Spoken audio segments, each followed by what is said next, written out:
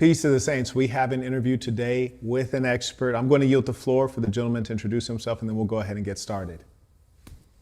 Hi guys, Dr. Marcelo Bigliassi here. I'm an assistant professor of psychophysiology and neuroscience at FIU. Thank you for having me. Oh, it's a pleasure to have you. And the name is Bigliassi. That's right. Okay. Yeah, an Italian name. How much Italian do you speak? Nothing. Okay. All right, that makes two of us. But we do know that you're born and raised in Brazil. Right. Took your PhD in London. That's right. And now you've been a professor here in the States in Florida. For 5 years now. And let me ask you this, because I know you're really in the health, science, I would even throw in medical field. What do you just notice just in your observations of folks in America versus UK? Is it apples to apples, or is there a difference there? You mean mainly in terms of like fitness and health? Yeah, fitness, health habits, attitudes toward exercise. I think like the main difference would be the pace of living. Okay. I think that's a very clear difference. And then it has this kind of subsequent effects on everything else, kind of like a cascade of reactions. I think we just live differently. Even if you compare South America with North America with Europe, I think it's just the way we approach life in general is just, I think it's quite different. And then again, it has a subsequent impact. You look at obesity rates, you look at sedentary behavior and how it's changing over time, and it's not getting better, and it's definitely not getting better in the US. So that's something for us to worry about, that's for sure. Okay, so during this one, we're gonna get pretty scientific, so be ready for that, folks. And I'll often be saying, hey, what does that mean? Please elaborate, define, illuminate. But there are a couple terms that you have mentioned before, and I usually try not to talk to people before the interview, but in your case, I'm particularly interested, so I couldn't help it. But you mentioned central executive network. That's one term I want to go through. Okay. And then you also mentioned inhibitory control. So let's start there. I got a number of questions for the gentleman. And oh, by the way, as we go through, if you guys have any questions, comments, ties, tuition, feel free to use the information below to send them in, and we'll go ahead and get after it. So first one, talk to me. Okay, so central executive network, let's think about it this way. It's your ability to say no to things you know you have to say no to. But part of your biology is asking you to say the exact opposite. Okay. So the way I explain this in simple terms is we have to think about this through like the lens of evolutionary biology. Okay, so we have studies about that we can share with everybody. There are 2 studies published in Science. When you look at the brain, okay, the brain that you currently have, I currently have right now, you compare that, and that study goes back to, I think, 30,000 years. We don't even have to go that far. But if you go back 5 or 10,000 years and compare the structure, I'm not talking about the software, okay? I'm talking about the hardware, the structure, the anatomy of the brain that we had 5,000 years or 10,000 years ago, and right now, almost nothing has changed. Okay. So we need to remember that, because that matters. I know because of culture, language, music, the software has improved, and you have a very powerful prefrontal cortex that can adapt to things, and that's why you see little kids, learning how to play on their tablets in seconds. Sure. Right? So you adapt fast, but there's still parts of your brain that will react the same way we used to react 5,000 years ago, and that's a problem. Okay. Right? So when we think about inhibitory control, they're directly connected, because you get a stress response, for example, from an email, right? Not at this stage, but I used to. I used to. Oh my goodness, yeah, I used to hate. Or a conversation, or something that's coming from your phone, and then you can understand that, like, okay, there's like, when you have a stress response, you have a stressor. You have an object, a person, a memory, an environmental factor. Something is causing that response. When you don't have the stressor, then it's something else. Could be anxiety. But anyway, you have something that's causing that response. An external factor. Correct. Okay. Could be internal. Okay. Like something's bothering your knee, for example, and then you're getting stressed because of that. So now you have this piece of plastic that's causing you to have pretty much the same reaction. Constantly. Right. Yeah. compared, and it's difficult for some parts of your brain to make sense of that. Okay. Because how would you solve your problems 5,000 years ago? And that's usually through what we call physical expression. Yes. Okay. You would fix a tool, you would fight with somebody, Yes. you would run away from something. That was my go-to, was violence. My go-to was like, kill it. Okay, yeah. It helps. Yeah. You can solve problems with that, and that makes perfect sense in your brain. And You don't have to explain. That's a natural human instinct. Completely natural, right? So now we have this smartphone that's causing you to experience the same reactions, pretty much. Okay. And you can punch it, but it's not going to go away. Might make you more stressed. It might make you more stressed because now you have two problems, Yeah. right? And so that is a problem because now you cannot solve your problems the same way. And so the stress hormones will accumulate, and then your inhibitory control can be compromised. And then there's like, again, a domino reaction that will lead to all of these problems that we have, and that's our theory. Interesting. Okay, so in summary, the human brain, what you said about 10,000-year-old hardware, trying to survive in the new environment that has all kinds of stimulants, most of which are causing stress. And we're not reacting to the stress in ways that are natural based on our hardware and biology. Right, yeah. Okay. And then, again, it's a systemic issue. And then when we look at the stress cycle, and that's why we need people to exercise. Yes, okay. Because, well, when you have a stressor, first thing you have to do is identify the stressor, because sometimes you're not completely aware of that. Absolutely. Right? So you something is bugging you and you don't know from where it's coming to where it's going. Yeah. So if you find it, you name it, you identify it, now at least you can take action. You can come up with what we call a cognitive plan of action to solve it. Sometimes it's impossible to solve it right now. Like we have PhD students and they're stressed about their dissertation. It's like 500 pages. You're not going to solve that today. Yeah. But if you write a couple pages today, you're going to feel better about yourself. And so you're working toward the resolution of that problem. So that's part of the stress cycle. And then you have a third step, which is you have to express your physicality. Yes. Can't skip that. Because the stress hormones are not going to go away just because you're solving the problem that you have. You express your physicality, and that's usually through something that, again, the scientific community is not going to like that very much. That's usually through a lot of physical stress, a high intensity. Okay, so now, so you're saying you're experiencing the psychological stress, and you actually combat the psychological stress by putting physical stress on your body, also known as the exercise. Okay, all right, that's interesting. And often I don't think that the term, at least for lay people, we're not calling exercise physical stress on the body. So this is primarily something that's in academia and sports science. Okay, all right, interesting. Now, let me ask you this one, because a lot of folks are probably thinking in very practical terms, and if we're starting from the beginning, it's, well, we all know we need it. We might not have known as well as you know, but how do we get started when we don't feel motivated or we lack the discipline, or there's something there that's not getting us over the edge? Why is that the case? Okay, that's a good one, because there's a common misconception, especially in social media, about motivation and discipline. So neurobiologically speaking, that's what's happening in your brain. There's no action that you take that's not supported by a motivational signal. Okay, so you might not be completely aware of that, and that's absolutely fine. Maybe it's something somebody told you when you're 4 years old and you can't even remember. Absolutely. But there's always a reason, usually many reasons. They're supporting every single action that you take, every decision that you make. There's a reason we're here right now. Yes. There are many reasons.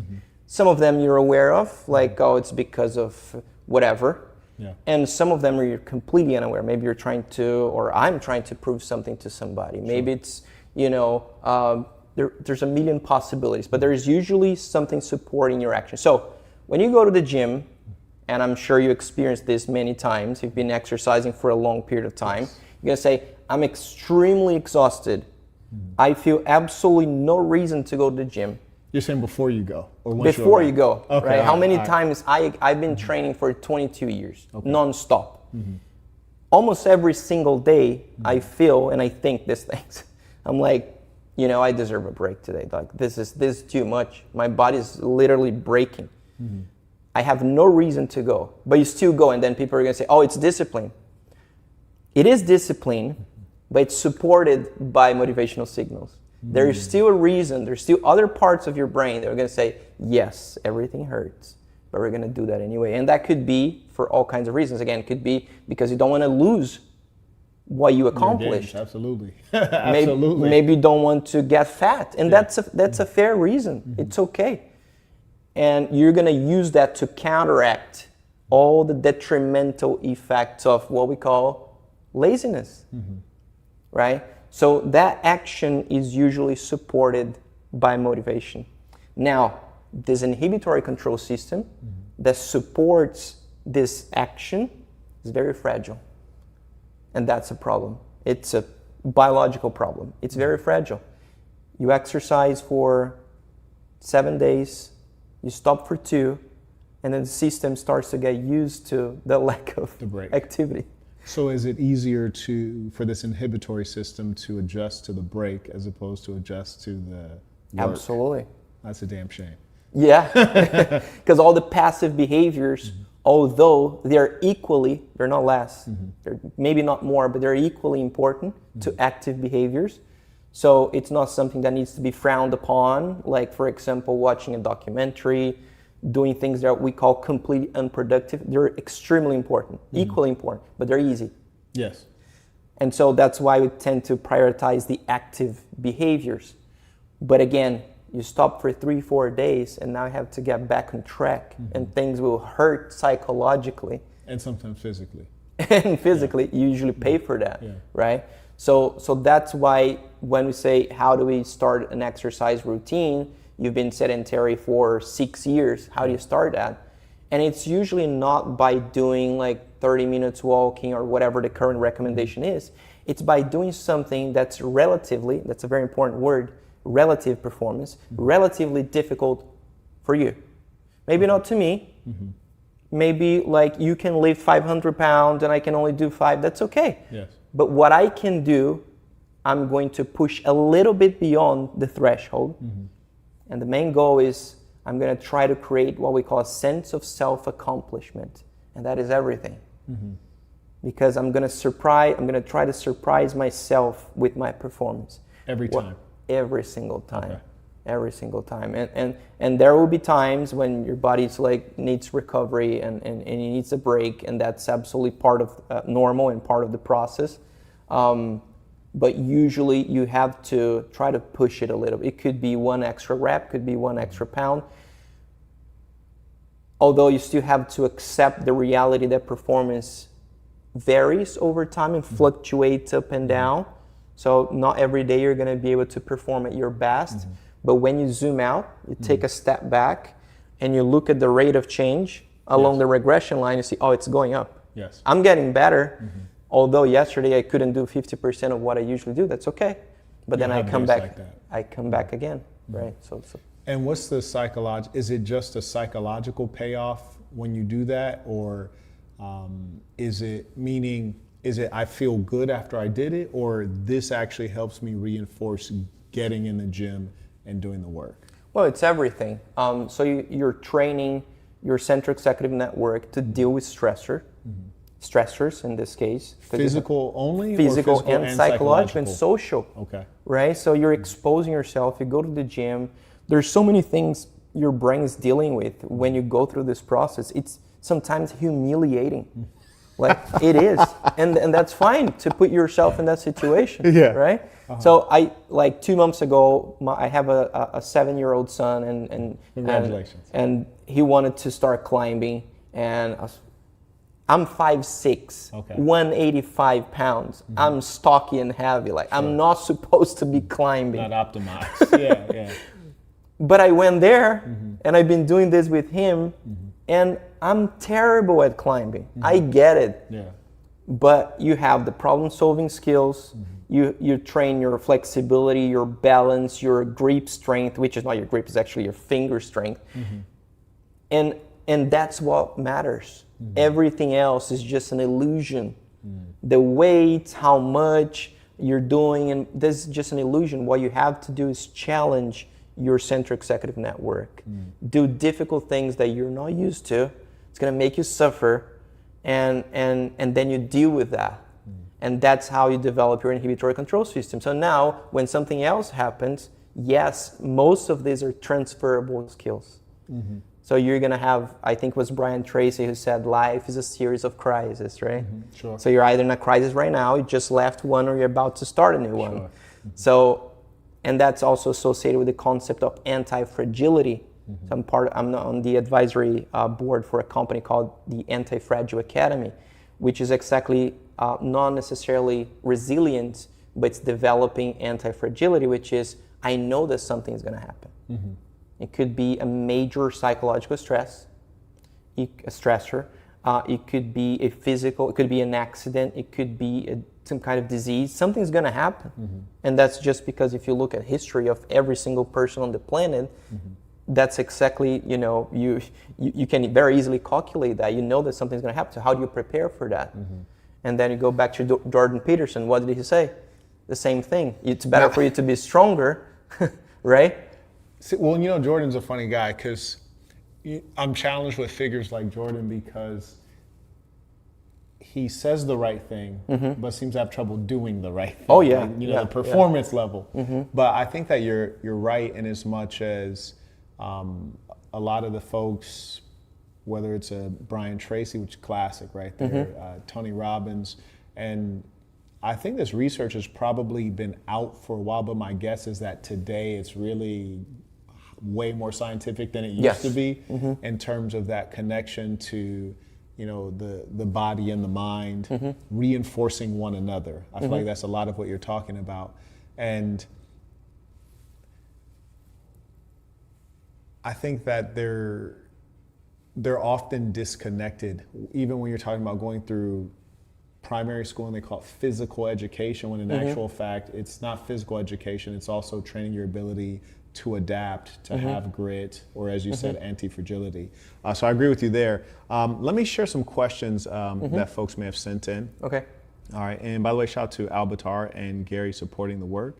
May I also acknowledge Caleb? He writes support for this great knowledge. Oh, absolutely. And you know what? Let me compliment you too before I get into this, because unfortunately I've gone to more school than I would have liked.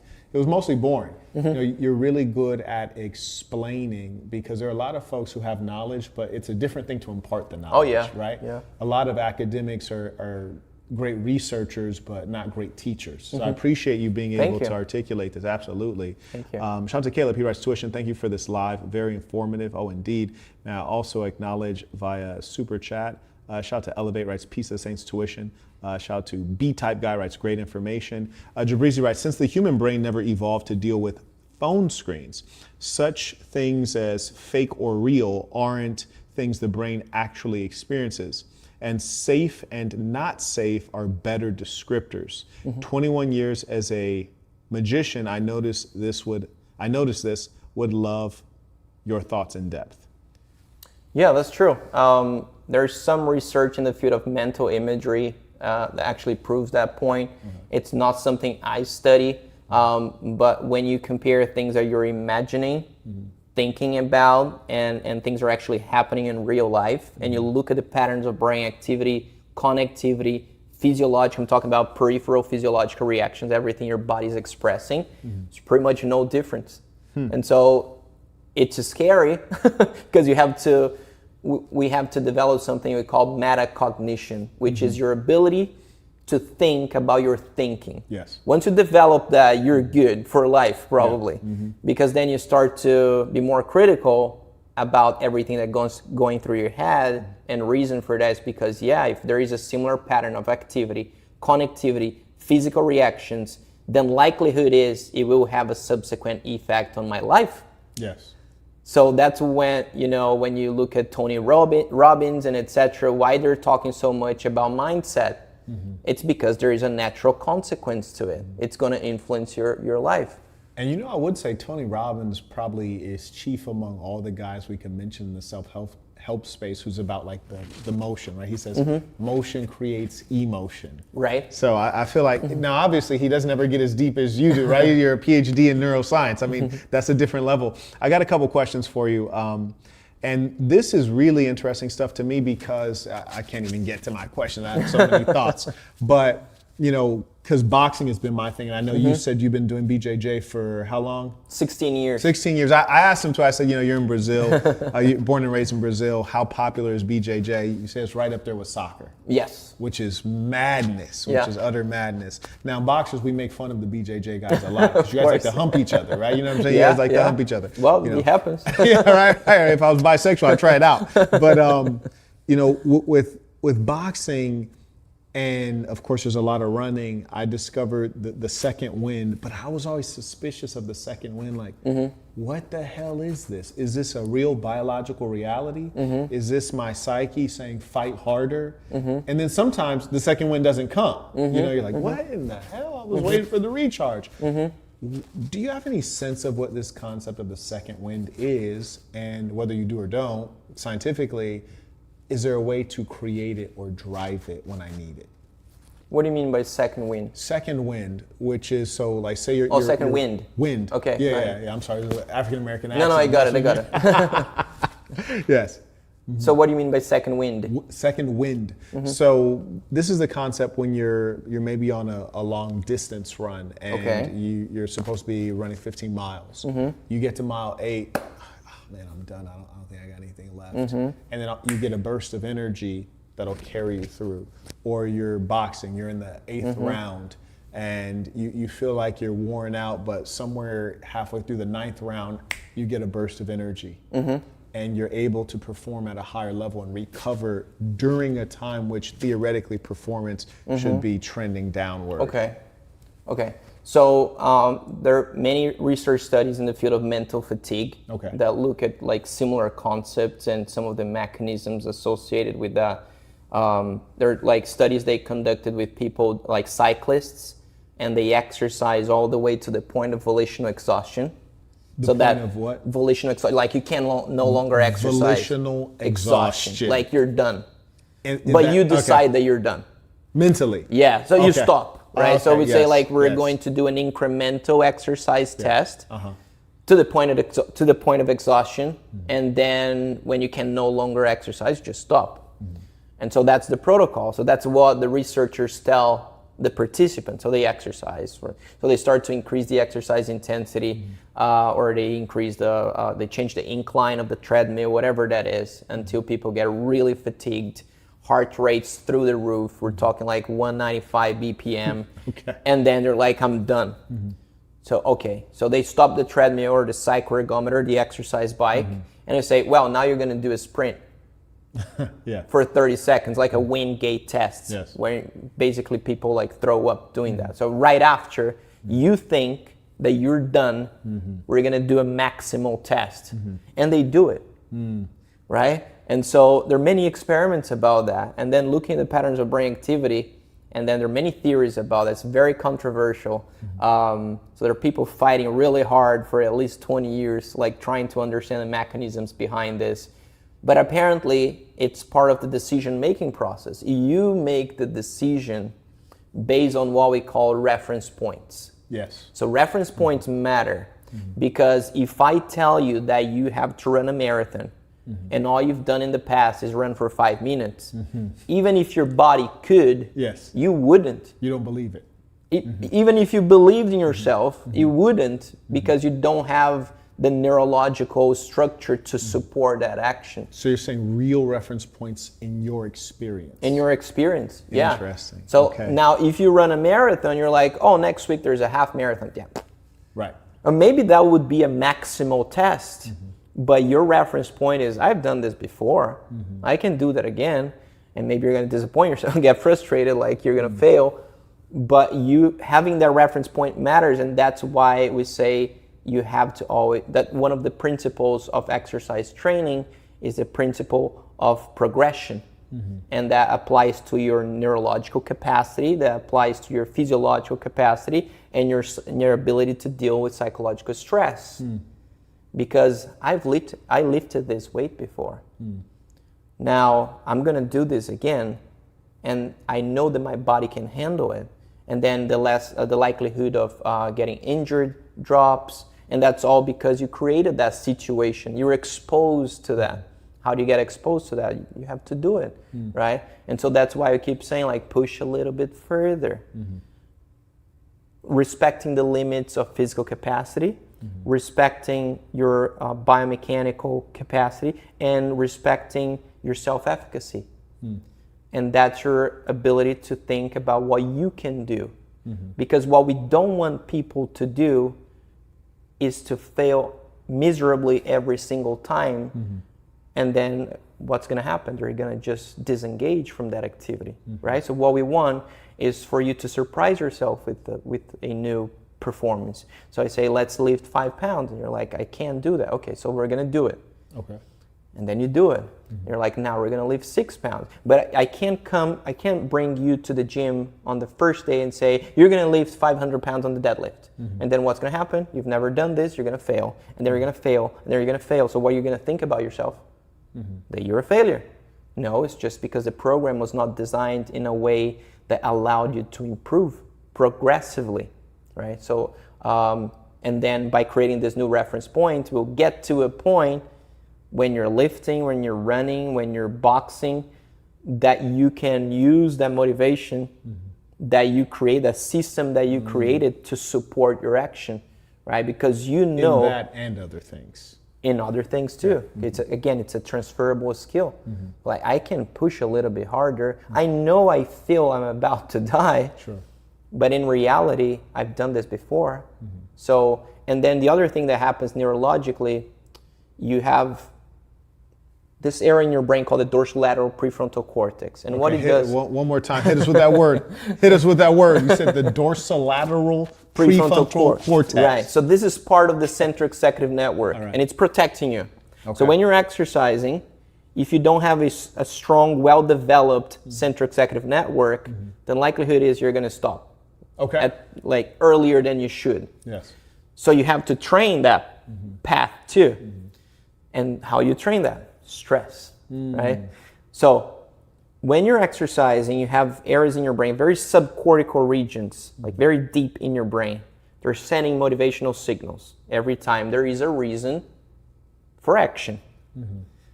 If you feel there's no reason to act, and you will get to a point during the exercise that your brain will get very creative and tell you, like, why you're doing this? Like, you're hungry. You're hungry. That's enough for today. You're sleepy. You're hungry. Like, let's just go home.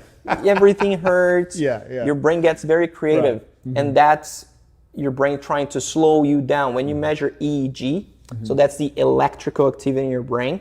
What we see is that low frequency components of your EEG.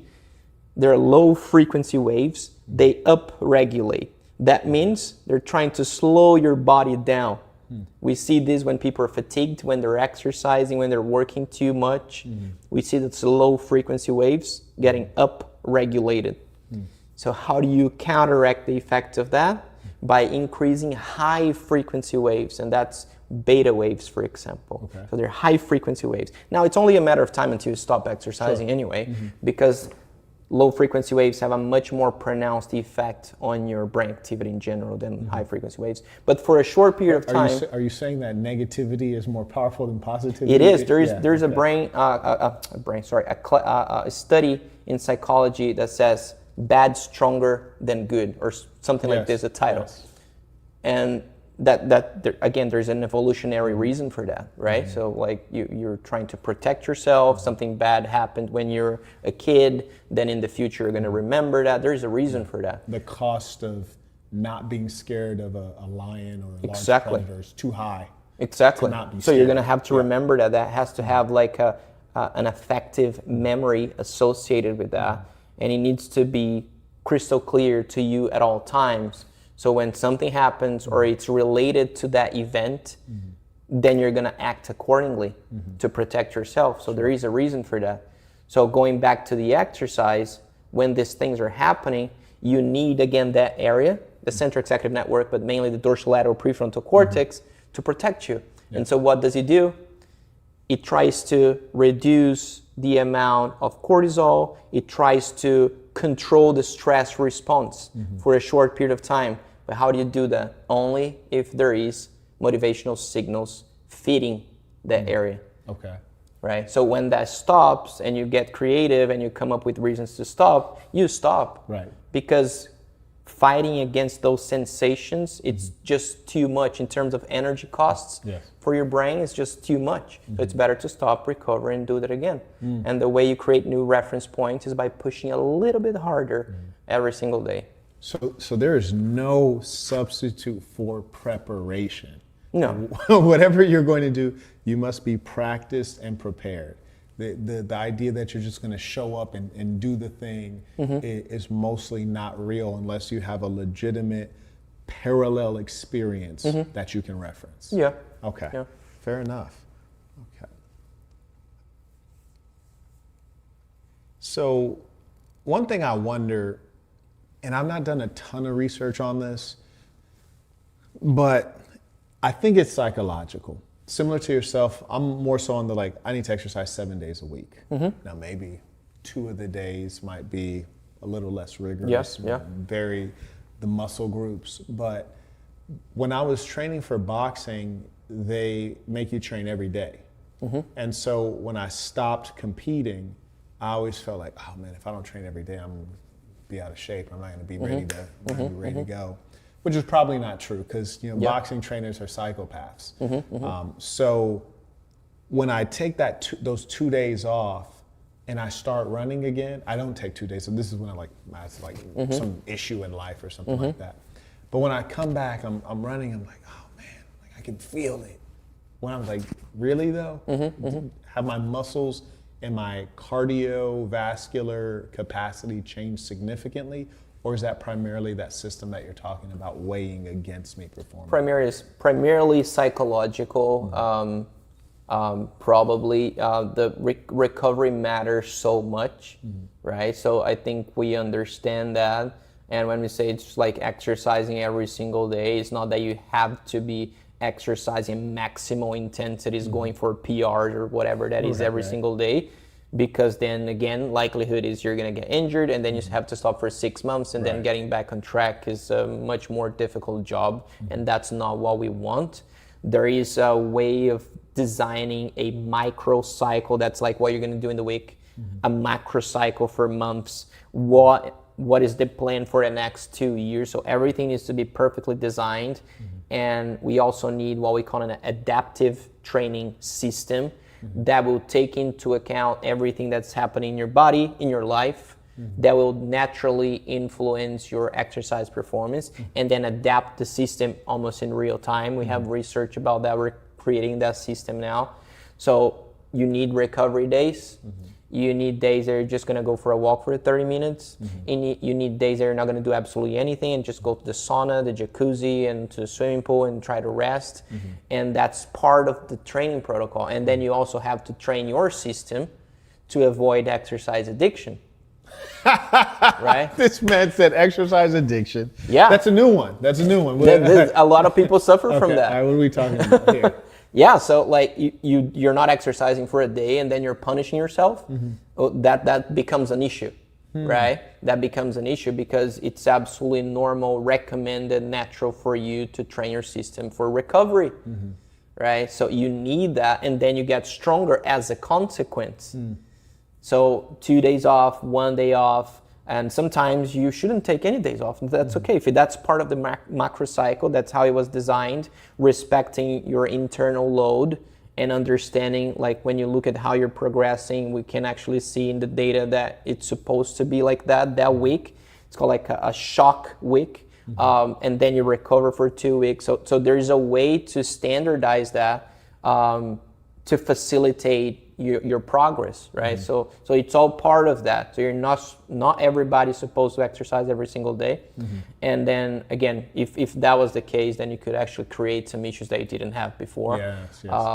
So again, recovery extremely important, if not equally important or more important. So recovery is truly a part of the exercise process. You know, one of my biggest challenges, and it goes back to, and I'm glad you really have been harping on experience and practice, because the hardest thing for me to do is a cool down stretch. Because, and I've done damn near every sport because I'm black. That's what we do. And there was never a coach that was like, okay, we went hard. Now let's stretch and cool down after this extremely rigorous work. And so I'm in, you know, we'll go do some insane workout and then shower up and just go straight back to being sedentary or whatever life is. And then you wake up and you can barely move because you didn't stretch out your muscles. My biggest issue. Couple questions for you. Let's see. Okay, and I think some more folks came in. Shout out to Jabrizi, comes back in. He's at a bowler alert. He writes, what are your thoughts on mind and body going through high entropy tasks versus low entropy tasks over a duration of time and how they develop? I'm not even allowing to understand that. Hopefully you do.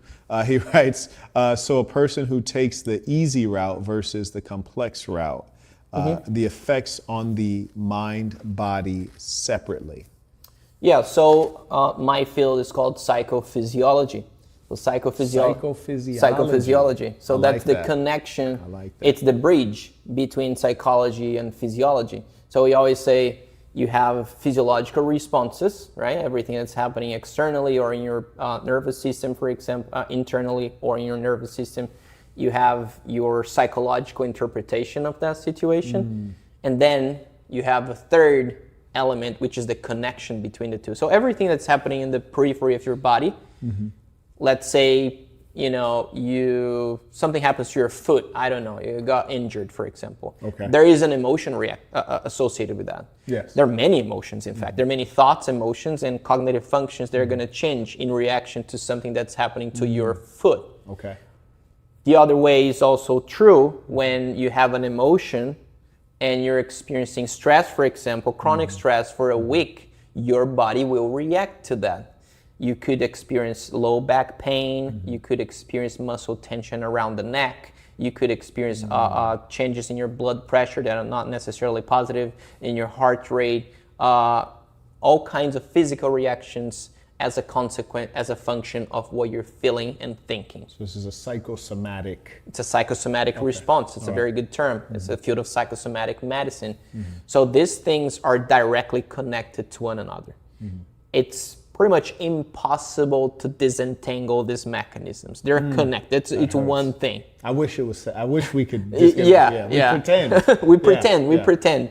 But then when you say like, oh, I have a headache, it's probably not. But there's always something. It's coming from somewhere. Yes. I never get headaches. So I know if I get one, there's a problem. There should be a reason. There's a problem. If I get one, I never get headaches. Yeah. Now you notice women, they like, you ever notice that? That's just me. Okay, go ahead. So like, again, could be like hydration, or it could be stress. We already know that. You know, and so it's very difficult to separate the mechanisms. And so taking the easy route will have psychological, physiological, cognitive, behavioral effects associated with that. The difficult, like the more complex things that you do, the challenges and etc., will have usually a more positive effect. Now there must be balance. Going back to the stress cycle, there are 4 steps. So we identify the stressor, then you solve the problem that you have. Let's call it resolution. You exercise, so you express your physical capacity. Oh, so you identify the issue, and you can put it back in the proper language, but identify the issue. Yeah. Then you said solve the issue, and then exercise. You need, And then there's a 4th step, which is recovery. And that is when you do something that's completely unproductive. It could be meditation for some people. It's unproductive, but it is productive because it's necessary for the cycle. Exactly. Okay. Exactly. So we call unproductive because in theory, there are no direct benefits from that activity, but there are direct benefits from that activity, which is part of the recovery process. And then you can start the cycle again. Now, looking at the stress cycle, we also have to remember something called the psychophysiological states or profiles. Okay. And that is everything that you go through or I go through has an idiosyncratic pattern. What does that mean? Everything is individualized. Sure. I don't know what's good for you. I don't know what you like. I don't know how you're going to react to the same intervention. If I ask you to do breathing meditation, some people are going to get more anxious. Sure. And then they're going to perform worse. And that happens. Oh, but for 60 or 70% of the population, when they do breathing meditation, they feel better, they perform better, they feel more relaxed. I get it. Yes. But there's people who are going to react the opposite way. So you never know what's the best strategy for each individual, and that's why working with data science, we create what we call individual machine learning models, which is like a research study for you. Got it. And then over time, after getting a lot of data for a relatively long period of time, we can start to understand what helps you as a person, what helps you as an athlete, what helps you recover, because it might be something that's extremely counterintuitive, and that's okay. I think this is really the future of medicine, obviously sports science, and my guess is probably elite athletes are first going to get access to this, but it's the idea that I may be lactose intolerant, you're not lactose intolerant. And so we need something that's going to respect the uniqueness so that we can get the performance that we want. Okay. And one thing I did want to ask you about is, for an everyday person who might not have a team or a scientist around them, if there were one or two tips you could give for them to drive their psychology or drive their performance or ease the psychological load of achieving at a high level, what would you recommend?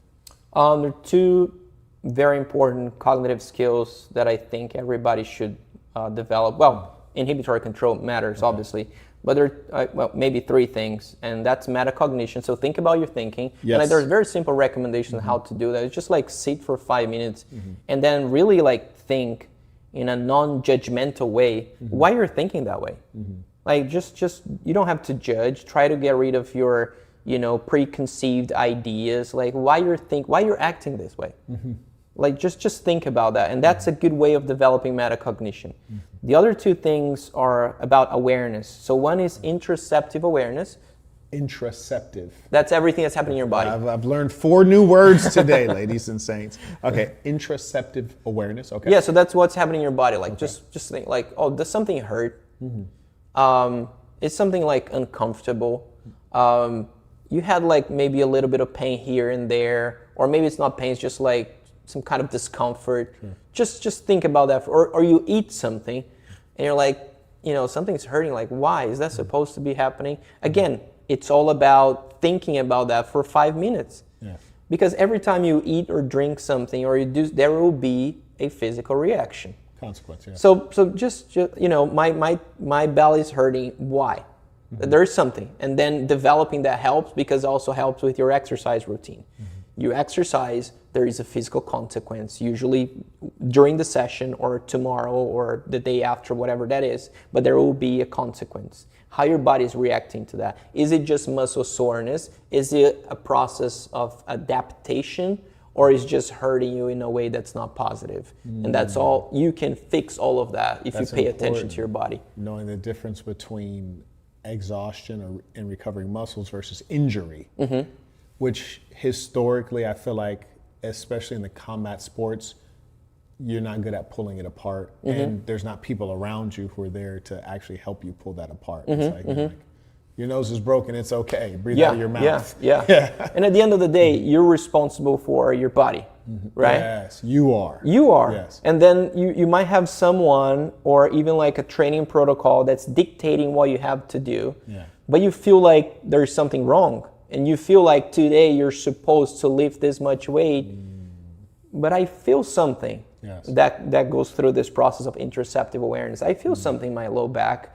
Maybe today I'll do something else. I can still do something hard with a different muscle group or whatever. So that helps a lot. And it helps with the longevity of this as well, because we want people to be doing hard things for hopefully 100 years. Instead of just, exercising really hard for 20 and then being sedentary for the rest of their lives. That's not what we want. So interoceptive awareness. And I would say that the third thing would be emotional awareness. Which is very obvious. Think about what you're feeling. Why you're thinking that way, so it's metacognition, but why you're feeling this way, why you're so bothered that someone said something to you. Yes. Why you're thinking like this just because you saw a person dressing whatever? Why? And sometimes it makes perfect sense, and that's okay. But it's good to have that conversation with yourself. Like, okay, now I understand from where it's coming to where it's going, why I'm feeling this way. Sometimes it makes sense, so I'm going to support myself, and that's good. Or I say, like, be your best friend, be kind to yourself, because at the end of the day, you have to protect yourself at all times, right? So you have family and friends and all of that, but I think we have to hold ourselves accountable for everything that's happening to us. And the way you do it is by protect yourself, like being your best friend matters. You know, you're sharing a lot of concepts that I've definitely shared with the audience. So you said, be kind to yourself. I had a 3-sentence Bible. Be yourself, be good to yourself, be good to good people. So it's that be good to yourself piece, which is the exercise, it's the recovery. And for all of my combat sport athletes, the interoceptive awareness that you spoke about, I think is so important, because your cut man, your trainer, your coach is not in your body. So you have to be able to tell them, like, bro, like, I have something here. It's not me being lazy or tired. It's like, I have something wrong in my body. I need to take a step back in today's session, or I need to end today's session. That's an important thing to know, but also to, similarly, when you were talking about when your mind's playing tricks on you, to be able to try to counter that as best as possible. And then there's another thing you mentioned I want to highlight for the folks in Boston University. I call it, I think something like man's productivity cycle or something like that, but it's essentially, you know, there's those activities that are overtly productive, but there's also coming around the cycle to where you have to relax so that you can get back to productivity. Correct. It's a necessary piece. So make sure you remember that interoceptive awareness. Interoceptive awareness. That's a hell of a term right there. And they both kind of fold down from the metacognition piece, right? Correct, So they're both forms of metacognition. One is on emotions, and the other one is on my body, how I feel. You know, that's an interesting thing, because I rarely hear men talk about my body as a concept, whereas women often talk about my body. And my reflection, men refer to body parts. You know, my knee, my leg, my arm, whereas you'll hear women say my body. And I don't know if it's just a result of the biology or the psych or them being more integrated in their thinking, whereas men are more so like, you know, my elbow hurts. Why is that? And I didn't discover that till I started taking on a bunch of injuries. And it's like, you know, like my knee hurt, or I ruptured my Achilles tendon. My Achilles hurts, but when I stretch my other muscles, my Achilles stops hurting. So accepting the integrated nature of the body. Jabrizi writes, are there current studies, and I imagine the answer is yes, I don't even need to see what else he's saying, there's always current studies. Are there current studies going on that you are eager to see the results of in the field of neuroscience? Also, are there any hard truths people don't like to hear about that you might be holding back? Yeah, which would you? Yeah, that's a good one. As you guys can see, I have a loud mouth, so I've been fighting with a lot of people from the scientific community. When you look at the current exercise guidelines, so this is what's recommended by most academic societies, there is a problem there, in my opinion. That's my opinion, and we've been testing this in the lab. We have review articles about that too. We have randomized control trials are running about that. But the way this whole thing started was pretty much like this. So they got people to the lab. Okay, so this started, I would say, maybe 30 or 50 years ago. We have a bunch of studies still being conducted with a similar experimental protocol. But they got people to the lab. They put them on a cycloergometer or an exercise bike. Okay, and they increase the intensity over time. So they're cycling for whatever, 10 or 30 minutes. They're increasing the intensity, and then they ask them, like, how are you feeling right now? What's your level of pleasure or displeasure? And so as the exercise intensity increases, people tend to report more negative affective states. They tend to say, like, I'm feeling bad. So the scale, for example, goes from +5, which I'm feeling really good, to -5, I'm feeling terrible. So as they get beyond what we call the first ventilatory threshold, that's the transition of energy production, predominance of energy production from aerobic to anaerobic. Okay. So that's when you start to feel like, you know, labored breathing, for example. Yes. People tend to report more negative affective states. In the anaerobic state. Correct. Okay. Right. So conclusion is people feel bad when the exercise intensity increases. Fine, yeah. And people don't like to feel bad. Therefore, for people to exercise and for us to solve the problem of exercise adherence, which is everybody's sedentary, nobody's exercising, therefore, they should exercise at low intensities because that's when they feel good. So that is the current rationale. To reduce the intensity of the exercise. Right. So people remain positive. Okay. So they're happy, happy, happy all the time, and therefore they're going to be exercising. They're going to become less sedentary. Okay. Now, when you look at the sedentary level trends in the US and the rest of the world, it's just going up. Absolutely. Like nothing's getting better. And I'm not saying it's because of that, but I believe there is a problem with the rationale. There is a problem with these mechanisms. Now, when people are studying like about music, about how people become professional musicians, for example, or professional artists, or entrepreneurs, whatever that is, what they do is usually they get the professional musicians and they study them. How was it when you started as a professional musician? How were the first sessions? Yes. How was the learning process? Now, if I get like an amateur musician, like a first day of a new student, and I ask them to like play very complex things, and they're gonna fail all the time, they're not gonna feel that great about the session, right? So I feel there is an issue with the way the experimental protocol was designed and what we're recommending to people. I believe it's way better for them to do hard things that maybe they're not gonna feel that great when they're doing it. While they're doing it. Yes. Right, like during, that moment. But there is what we call a cognitive and emotional rebound upon completion of the task.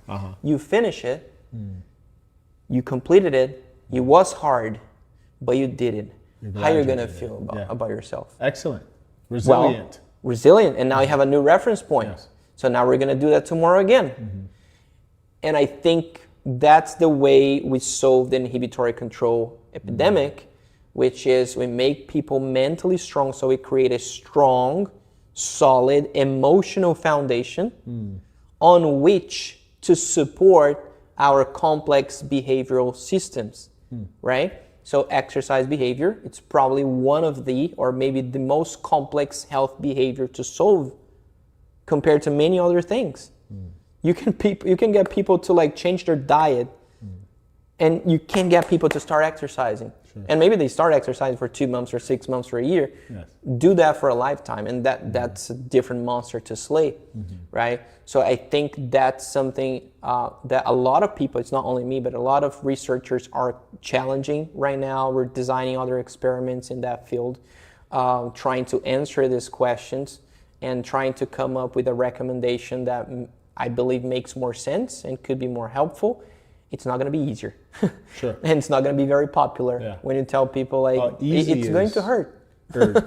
Difficult is increasingly unpopular. I'd even say that culturally, globally, we're moving toward excess, sympathy, understanding, to our detriment. One thing that I was raised with is the idea of pain. There's going to be emotional pain, there's going to be disappointment. It is a part of life. Even such that the idea of using painkillers when you, I should have used painkillers with my ankle because I guess it stops inflammation. I didn't know that. And I was more so like, I take the pain. It's a part of life. Exactly. But it actually apparently has medical benefits. But the assumption is that we're supposed to live a pain-free existence, which I know is very detrimental and I think that mentality is going to increase, especially, all views expressed in this podcast are mine, out of my mouth. He is not responsible for anything crazy I say. But I think as we have a higher proportion of females in academia, in policy-making capacities, their instinct to nurture and to make sure everyone feels good will reduce our tolerance of pain. And the idea that it's okay to experience pain.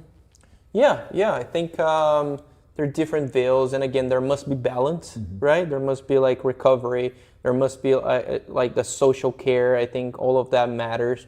But at the same time, I think everybody will have a hard life. I think there's something in the field of philosophy that's called like the life symmetry.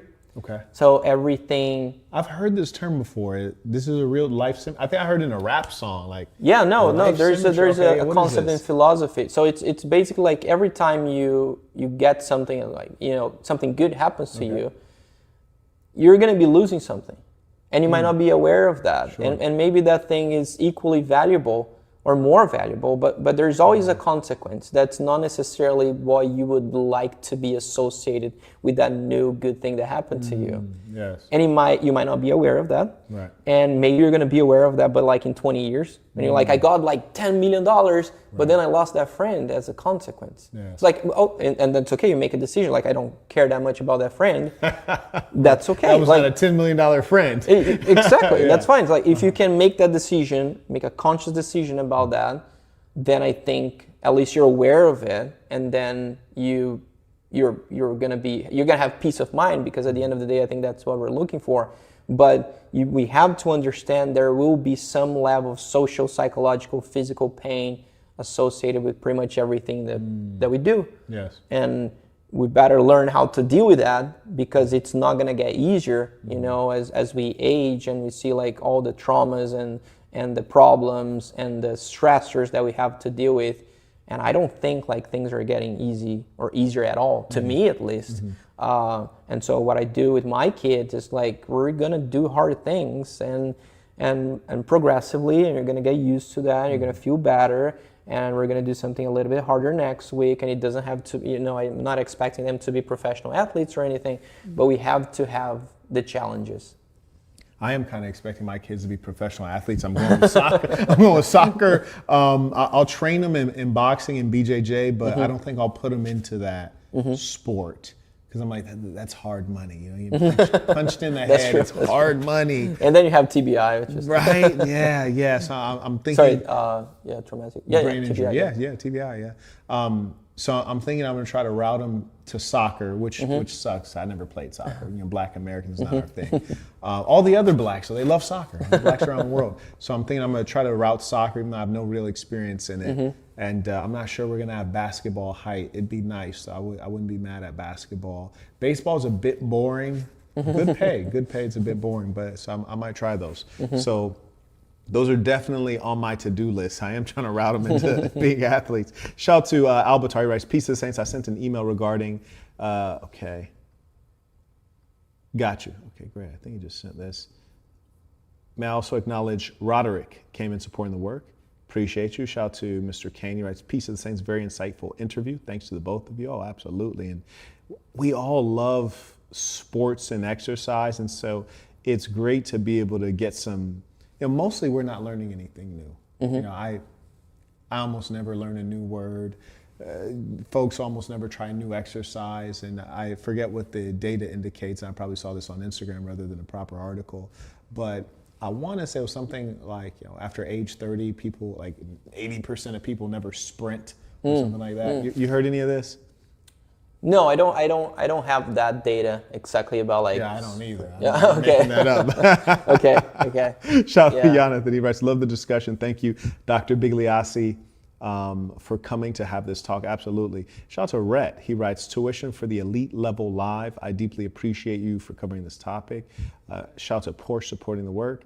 I also acknowledge Dominic. He writes, "Peace to the Saints. Thank you for the most meaningful education that's life-changing." This gentleman actually is on a fitness journey right now. I see his section. We got an organization around the world, guys in different sections. One thing they always do is exercise fairly intensely. And I see this guy exercising in his section. Very serious stuff. Shout out to Ramon, writes, "Tuition for the knowledge in this meaningful conversation." Absolutely. Okay, great. And I think you probably hit these folks with more vocabulary than they've seen in a while. I know you've gotten me. And this is the importance of, and I think our America in popular culture, I think historically has been anti-intellectual. With our current president, I think we're even more anti-intellectual.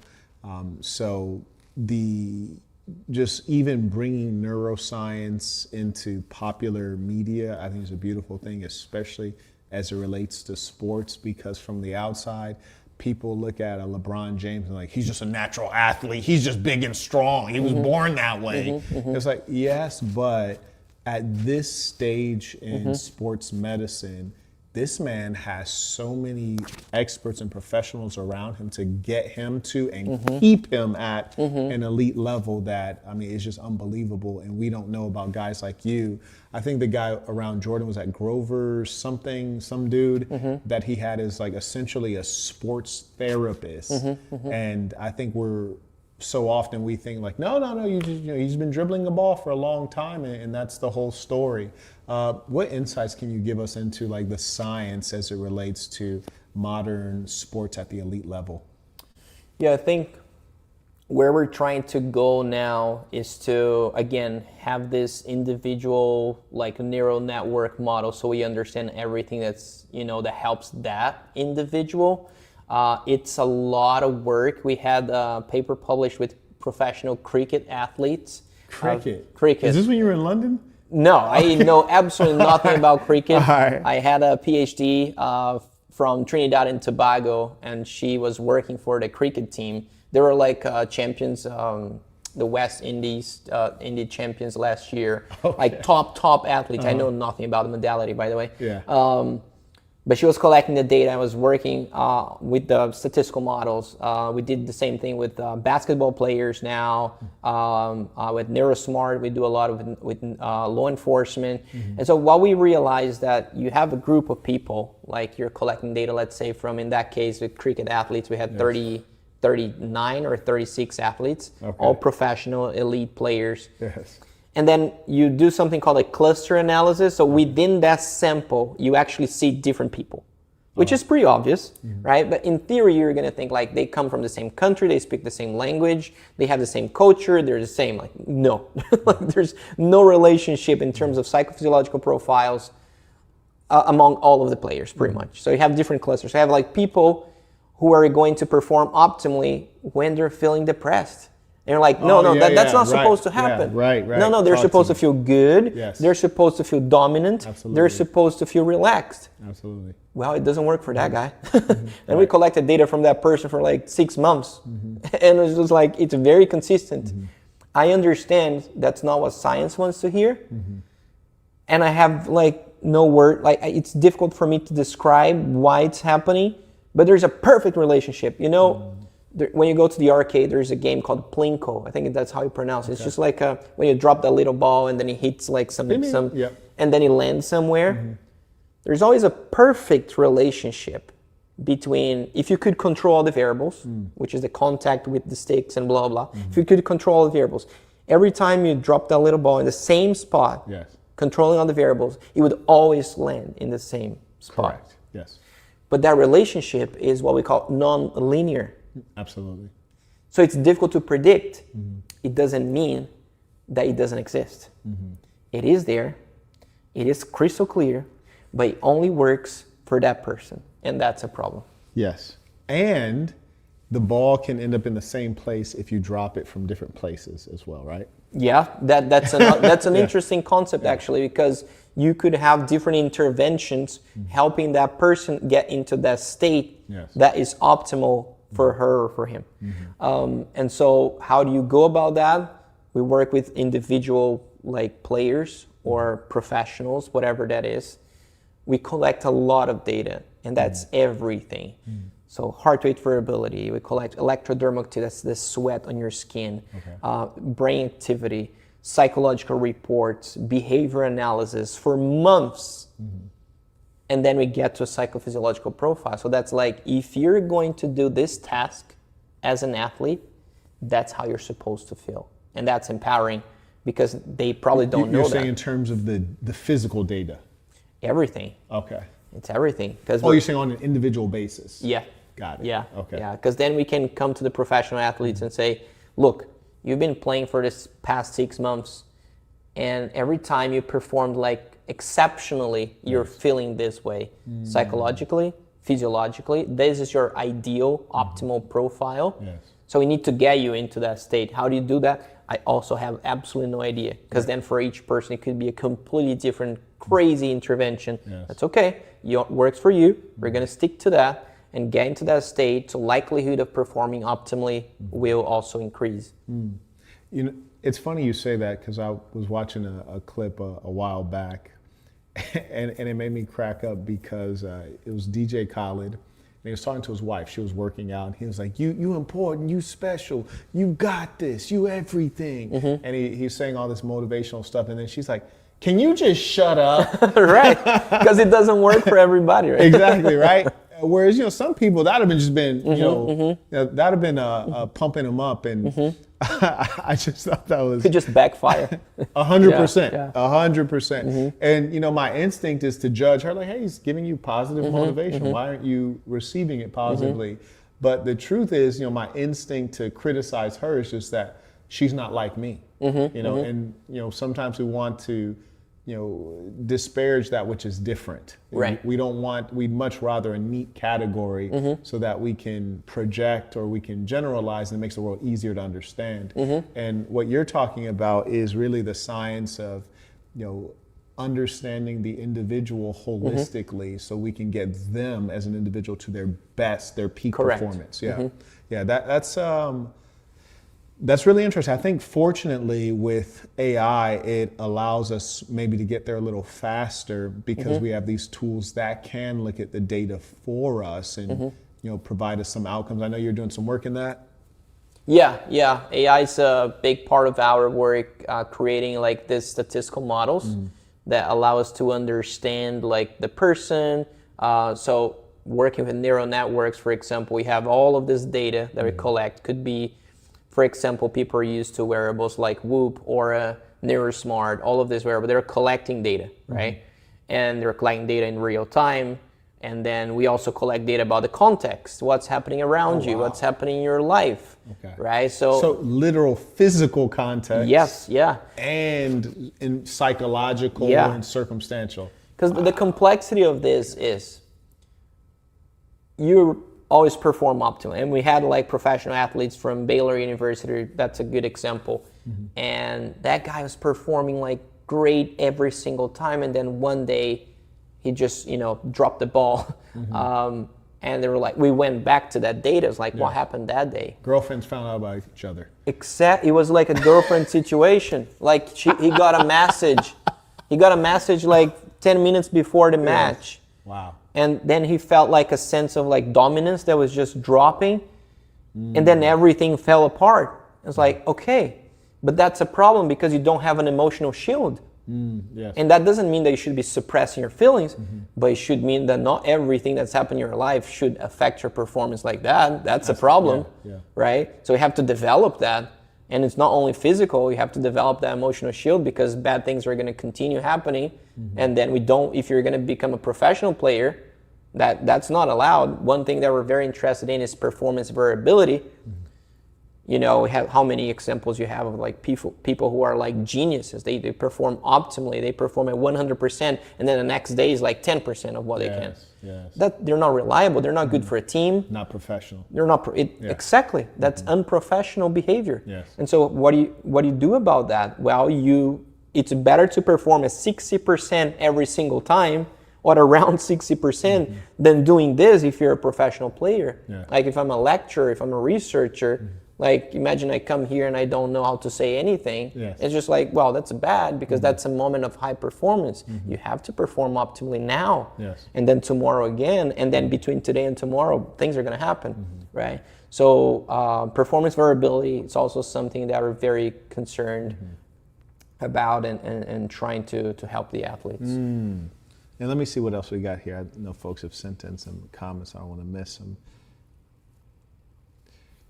7 writes, are there any foods we should be considering on a consistent basis to nourish our neurological systems and brain? That's a good question. Brain food. Yeah, I don't do nutrition sciences. One thing I'm going to say about that is, there's so much going on in terms of like, you know, nutritional recommendations, so many diets. Absolutely. Always a new one. Always a new one, and then sometimes I think like it's so confusing for not only the scientific community, but like, general population. Nobody knows what to do. Everything causes cancer. So, I usually, in Brazil, we're used to saying something like, we always stick to rice and beans. And it's not literally, but like the fundamentals. Lifting weights, the same thing. Like, we already know. I know people are not going to like it because there's a bunch of researchers doing that now. We already know what works in the gym. Yeah. We already know. It's deadlift, it's squats, it's bench press and overhead press. That's it. That's it. Yeah. Like, okay, so, and then we put more plates and we lift heavier weights to do more reps. How do you manipulate intensity? You rest for a shorter period of time, you do more reps, you do more sets, you lift heavier weights. It's very simple. It's a very simple equation. I think keeping things extremely simple when it comes to nutrition helps. That's what I do personally. I don't do research in that field, so let me just make that clear. But the diet for me is vegetables, carbs, and protein, and that's it. And carbs give energy. Of course, yeah. Okay, hey, don't say of course. We went to public school. What are some good? No, I'm just teasing you. What are some good carbs that folks can use? Easy, accessible carbs. Don't name any. Rice, things. Potatoes. Okay. Sourdough bread. I heard great things about that. Again, personal opinion. This is not coming from my scientific work. Like roots and grains. Rice, potatoes. At least to me, I don't have any kind of negative physical reaction to any of that. So when I'm aware of my interoceptive reactions, I don't have any kind of negative reaction to these foods. Eating a little bit of candy will cause a negative reaction, so I can feel it. I'm like, I shouldn't have done that. So I try to stay away from it as much as possible. But just keeping things extremely simple.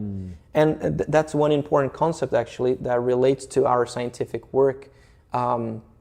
If you write every little responsibility that you have, every single thing, like an email you have to write, a message you have to send. Write it out. If you write that, if you put that on a list, you're going to realize it would probably take like 10 or 12 people to do that work. Sure. And because of access to technology and all of that, we're doing everything ourselves because we think we can always do more. Yeah. And that's okay. But there is something called cognitive overload. There is a limit to what you can do, right? And so when it comes to diet, you go to a nutritionist and to them, nutrition is everything. So they're going to tell you it's literally everything they do. So they're going to tell you like you have to eat this amount, this many protein, and it's okay. So now you have this additional responsibilities. Now you go to a personal trainer and they're going to tell you have to do this and that's everything. Right. And then you go to dentist and it's okay, but you can't do everything. That's right. So what we do, I think that's a general recommendation that's coming actually from our research, is that you have to prioritize a couple things because that's all you can actually pay attention to. And then for a lot of people like me, for example, it's family, work, my recovery, and that's it. And that's it. It's like everything else is everything else. So like if people criticize you, if this conversation doesn't go well and people are that's okay. I did the best I could with the resources I had that day. And a lot of people are not going to be happy about it, and that's okay. And then I'm just going to focus on what I can because I have a limit to my cognitive capacity. And hopefully I'll live life like this, right? So, but again, going back to the nutrition questions, like what I can do is keeping it simple because I don't have the cognitive capacity to process all of that in real time. And something's gonna fall through the cracks, and so keeping things simple help. And you have to plan for things to fall through the cracks. Yeah. No, I agree. I call it simplicity and oneness, which is the idea like, I'm gonna keep it simple and oneness. So what's the one thing I can do in this area? What's the one thing? What's my one big win? If I get it right, it'll pay me a multiplier because I'm probably not gonna make 5 different adjustments to my diet realistically. I agree with you. And I stopped eating oats. Oats like to your interoceptive awareness. Interoceptive awareness, I realized like oats just were not doing well for me, and it was a major part of my diet. And then I started thinking about how I'm feeling, and I was like, it's the oats. The oats. And that's okay. Go. Yeah. Just fix it. Yeah. Let's see. Shout out to Adan writes, a conversation most will skip piece of sense. Yeah, I mean, people don't like thinking is challenging. Shout out to Trying to Beat writes, very fruitful discussion. Shout out to the Saint for his humility in bringing this conversation to the forefront. Absolutely. It's always a pleasure to be able to learn something. Jamila writes, thank you for exercising my brain. There you go. And also acknowledge 7 comes back. He writes, what are some habits humans willfully engage in that may be destructive for their neurological development / health? For example, screen time on phones. And I can definitely feel it impact my attention span and ability to be quick or remember what I was doing. You ever start doing something, you're like, hey, what was I doing? Or what was I supposed to be doing? What did I mean to be doing? Yield to you.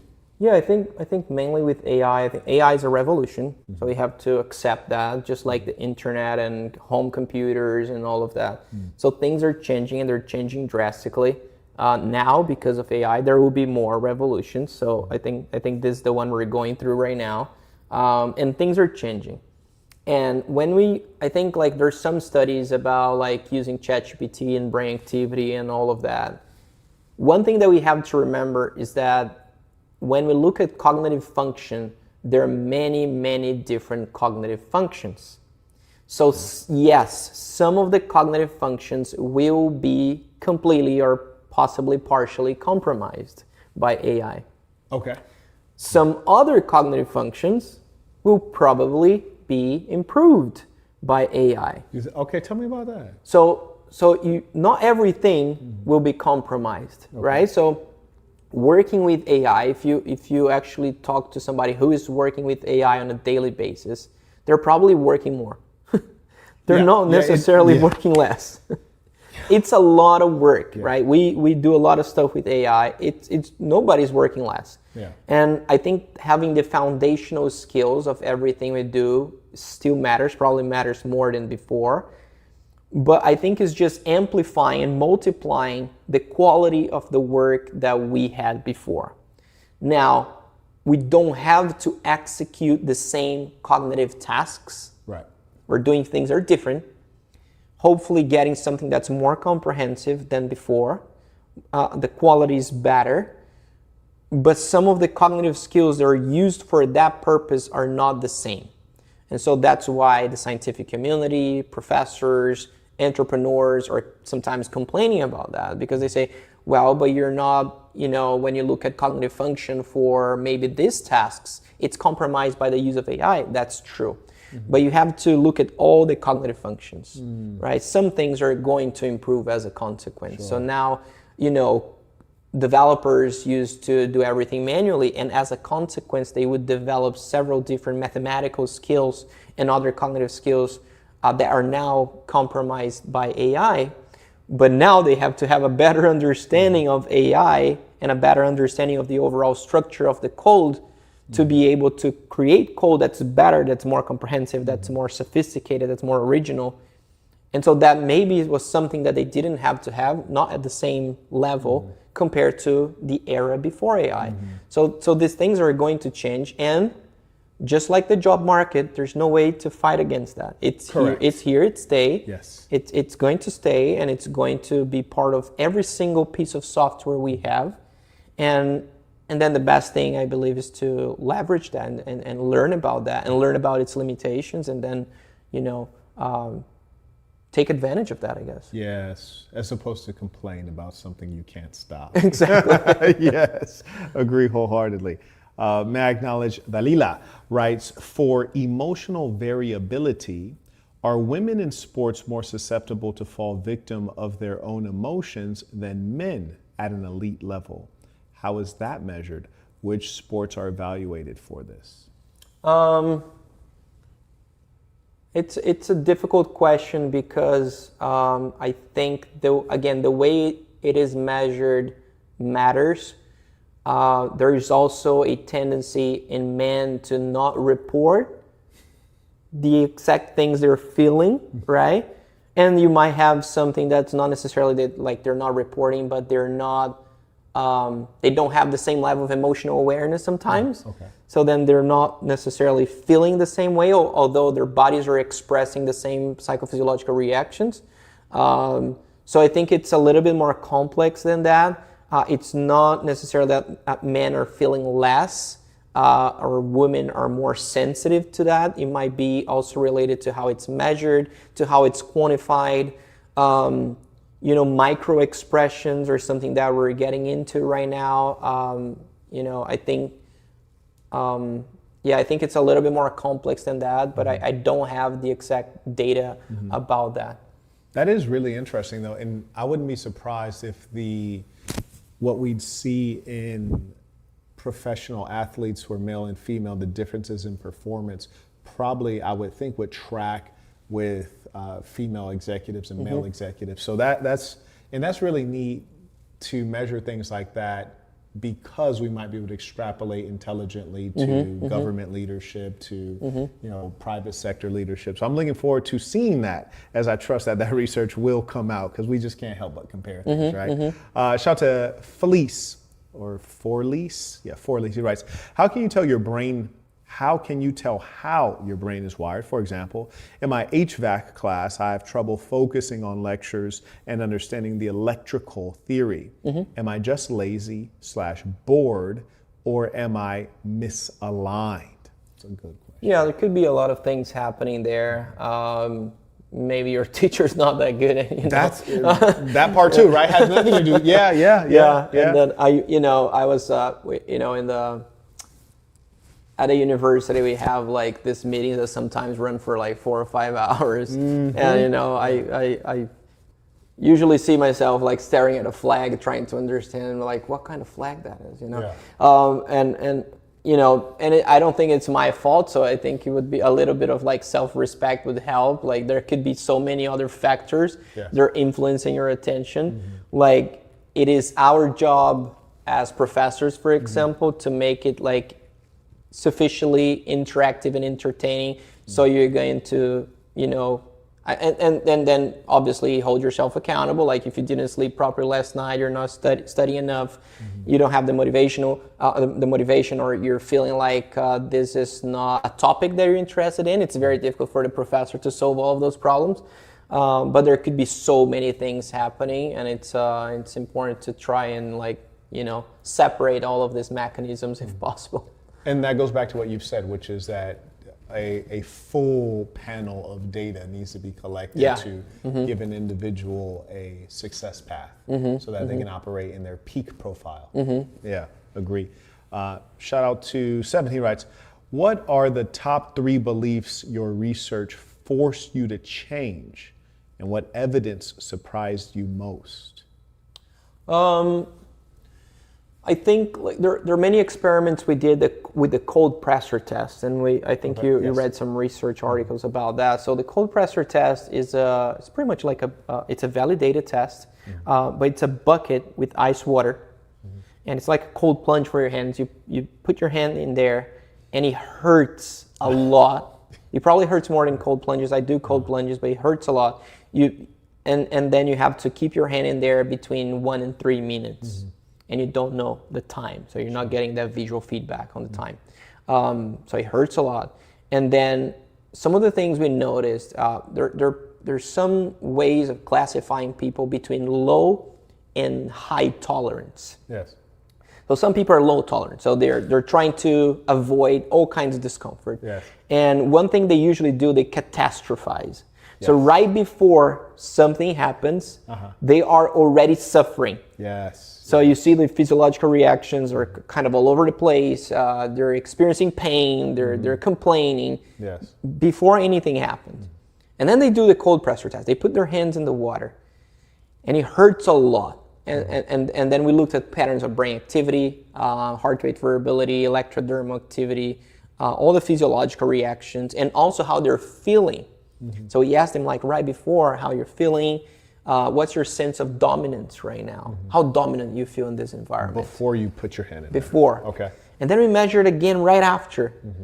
And then the surprising thing is that when low tolerant people do that, when it's only pain. There are no direct benefits. It's not like exercising, because if you're exercising, then you're like, I did something hard, I did something good for my body, right? I'm gonna get stronger because of this. No, this is just, it just hurts, right? And that's it. And they get their hands out of the water, and right after, they feel better, they feel more positive emotions, they feel a sense of self-accomplishment, although they didn't do anything like that's directly, beneficial to their bodies. They tend to feel more relaxed, and you're like, what the heck's going on here? Why are you feeling like this? Just because I did something that was extremely hard. And I think that's kind of the nature of things, right? It's just like pushing yourself, and sometimes it's not in the correct direction. It's just like just dealing with discomfort can have so many positive effects. And we had studies with SUD, substance use disorder, that we're about to publish with other clinical populations. Substance use disorder, is this for like people using performance enhancing drugs, or this is for people just like meth? And yes. Like, okay. All right. And the way we go about it is through extreme exercise. Okay. Why? Well, because what's the system that's the most compromised in this population? Inhibitory control, your ability to say no, to control yourself. Your self-control is compromised. Now, different drugs have different effects and different pathways to influence inhibitory control. That's fair. We have that in our study too. But there is this one core issue, which is your inhibitory control. How do you improve inhibitory control? Stress. And then you get these people to exercise and feel a lot of discomfort, and exercise way beyond what they thought they could, and they feel better. And so I'm not saying it's the solution to the problem, but it should be, in my opinion, definitely part of the treatment, right? We have to train your brain to do things that in theory you don't want to. They're challenging, they're difficult, they're complex, cognitively complex. And then hopefully you're going to transfer some of those skills, some of those behaviors, and then make better decisions when you have to make difficult decisions in your life. I can see the applications of this being very far-reaching, and what I'm assessing from your message is not to avoid stress, but to acknowledge it and then manage and utilize it, almost to see if you can transmute it. Which almost, if you can put yourself in controlled stress environments, the transmutation almost occurs inevitably, it seems. Yeah, it's a process that needs to be intentional, deliberate, and it needs to be in a very controlled setting.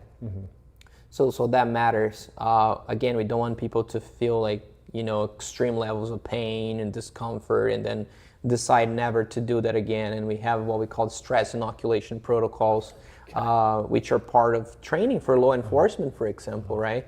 For military personnel, for professional athletes as well. Just like we're gonna do what you're supposed to do in this scenario, because that might happen to you. And then you have to make the decisions, the correct decisions in this situation. Yeah, and I really truly believe in putting your physiology to the test in those scenarios. And I think that just so often human beings are great at lying to themselves. Like, oh, I can do that. Like, for example, like we'll post boxing footage, right? And Sports Illustrated has ranked boxing as the most complex sport. And I always, I agree with this. I sign off on that happily. But you'll see dweebs in the comments. They're always saying, oh, I could beat up so-and-so, or I can do this, or that other guy's an amateur. It's like, well, no. When you see with basketball, if you shoot a three-point shot, it is what it is. You go through your mechanics, everything's gonna go the same.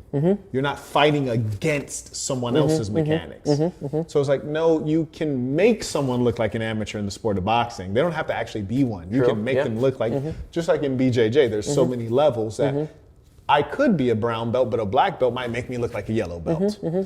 But what's just bizarre is the ability of human beings from the audience to look at something and underestimate the difficulty and then overestimate their competence. And I'm just like, but I think that that's not only in sporting, that's in ability to anticipate, ability to operate in a high stress environment. And so putting your actual physiology in that environment, I think is really the only way to test and prepare. So I really like your applications in law enforcement. You said military as well? Yeah, and there's an interesting concept. We use a lot of that to help like people who are sedentary start exercising because one of the main barriers for a lot of people is the social aspect of it. They don't want to go of exercise. Yeah, they, like you're obese, you've not been exercising for like years, and then you go to the gym. It can be pretty intimidating. Absolutely. And then they feel judged.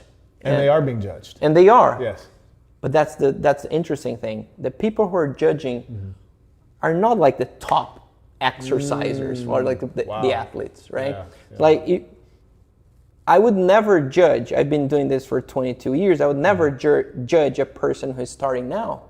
I would probably like just help them, try to motivate, encourage, and be proud that they're there and provide support.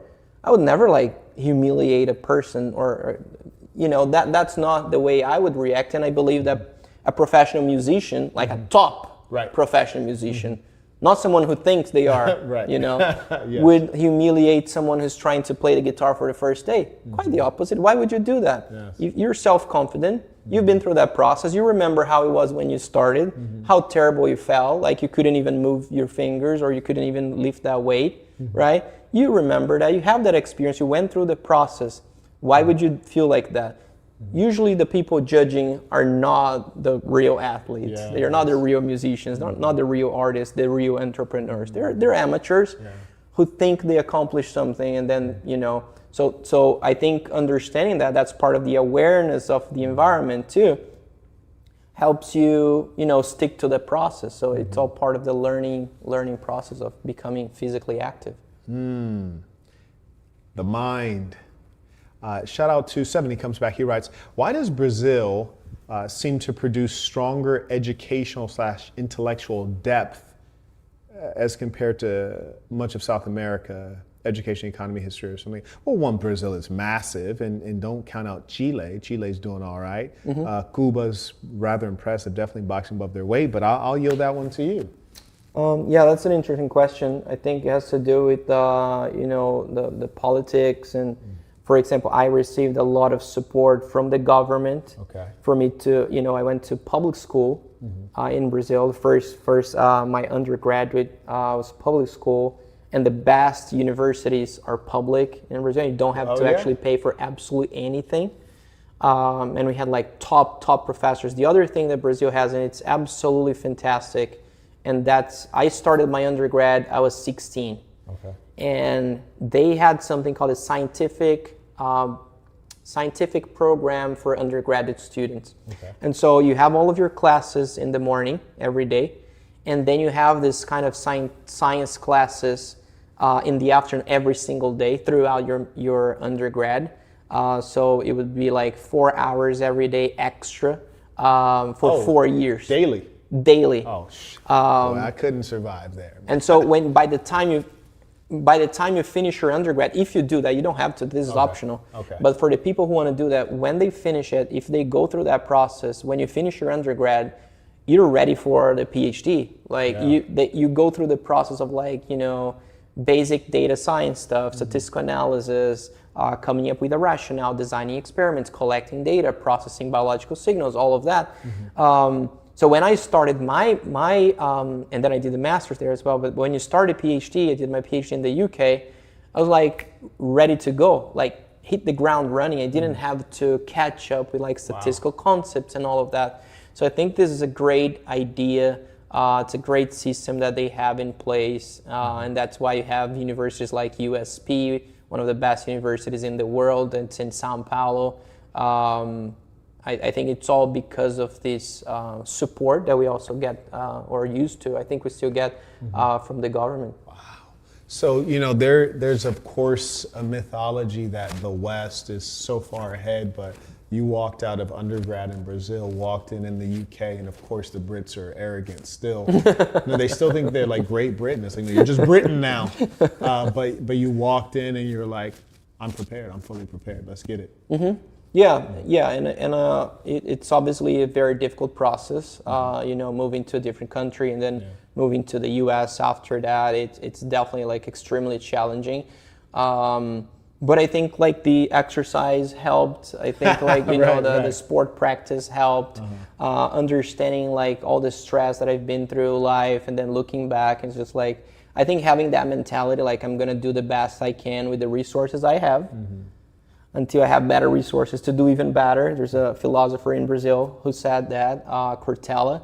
And so I think having that in mind is just like, I'm gonna do my best every single time, and a lot of people are not gonna be happy with that, but it is what it is. Yes. And then hopefully you're gonna get good results out of this, and then just keep putting one foot in front of the other. And then understanding also that, sometimes it put too much thought into something. We're too attached to a concept, to an idea. But I think also understanding that life changes, right? So for example, I think there is a song that says, you'll still be here tomorrow, but your dreams may not, right? So this is super important now, and we're like, if this doesn't go well, then my life will collapse. Like, no. Like maybe tomorrow you change your mind, you want to do something else, and then you're going to look back, you're like, oh, that science stuff was pretty cool, but now I want to be an artist or whatever that is. So I think just putting things into perspective really helps. One of the tough things is that, because we talked about stress quite a bit, and I really don't want to have a conversation about stress because I feel like I have like a pretty easy life. And of the people I observed, like, I'm stressed. I'm like, your life looks like it sucks. No, not really. It looks like it looks bad. I understand why you're stressed. And for me, using reference points, most everything that I'm doing seems doable and relatively easy. So comparing anything that I do today, or even running a software company today, as opposed to like when I started in 2014, if we get meaningful bug reports, we got to put them through a queue. We have to have real engineers solve it, and we have to test them, and then we push them, and then it's going to take time to propagate. It's an unpleasant process. Software is an unpleasant process.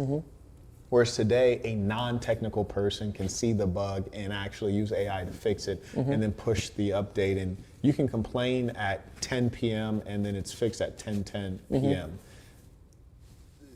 This was unimaginable in 2014. So everything I do today in software is very easy, but I also feel that everything I do in life today is much easier than it has been previously. So one of my challenges is being around other people who are more neurotic and find things to be stressful that I'm like word, like that bothered you. Like for example, my lady, I say, hey, I'm gonna fly you out tomorrow to such and such, or we'll go back to our other house. She's like, oh, well, why didn't you tell me like a week ago when you booked the flights? I'm like, I've been booking flights same day for 12 years. I don't think much about it. And how do you deal with that aspect? What's your sage wisdom for dealing with people who have a different reference point than you? Because my reference point is like, can we eat? Oh, life is good. Like, do we have worries about paying bills? You're dealing with someone who's maybe they grew up middle class or upper class, and like smaller things getting them off track. Yeah, that's a very interesting question. One thing is it's mainly about mindset, so what we call cognitive appraisal.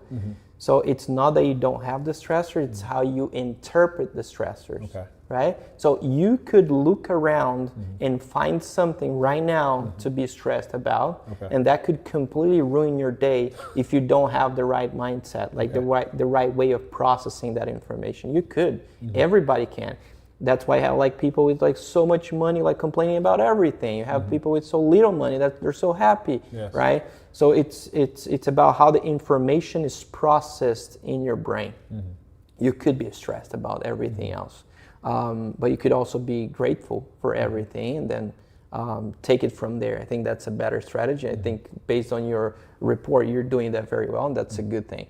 Second thing is like, is there anything we can do to help like the person who is suffering that way, right? Because so it has to be dealt with. You can't just be, hey, stop feeling like that. No, you can. I think like you have to think about, again, go back to your list, right? Like I understand you have these issues, but like I can't deal with that, and it's too much, and then it's going to interfere with my personal life, with my health, and I don't want that, so I'm gonna protect myself. And I think depending on the situation, the person, the context, you might decide to go that way. That makes perfect sense. It might also make sense to help that person somehow, like offer support. Is there anything that you can do? And understand that like a lot of people are suffering for a lot of different reasons. We had this example the other day. We're talking to the students and talking about stress, and we're like, if you get a bunch of guys, and I'm gonna refer to males in this particular case, okay?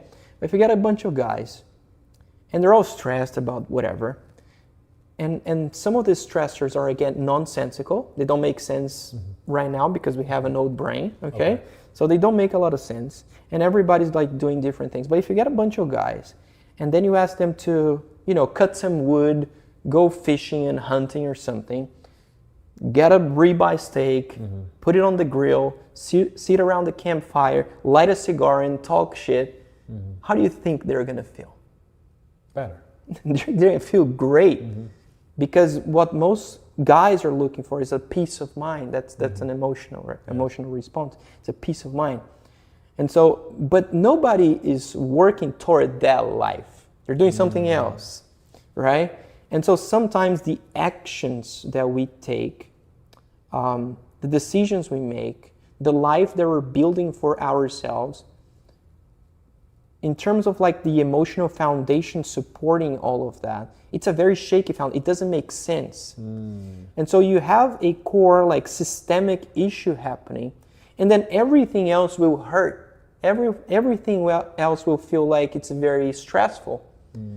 Because the way you're designing your life doesn't make sense. And then what happens? Well, most people don't have the level of metacognition and interoceptive emotional awareness, so everything else, they're going to suffer from that, and then just, you're talking to me, now you're the problem, now you did something. But in reality, there is something else. It's coming from a completely different point, and then they're not necessarily dealing with that because sometimes life doesn't make sense. I agree with you wholeheartedly. In fact, I think the modern culture and our technology environment is adding to the confusion that causes the misalignment you're talking about. And I like the piece I use the term myself, design a life, which is to say, what is the outcome? What makes you happy in a sustained way? And it's like, did you backward plan from that? And in most cases, we didn't, right? In most cases, we're going to university because everybody else went, or we're working the job because you got to have a job. And we're in a strange cycle where you work the job to buy this or that, and now you have no money, now you work the job again, and you keep going back through instead of figuring out, is there a way out?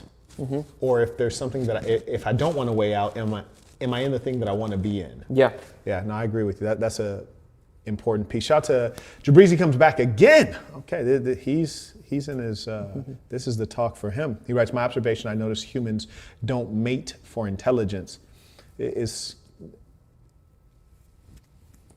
More so compliance or ignorance. Interesting.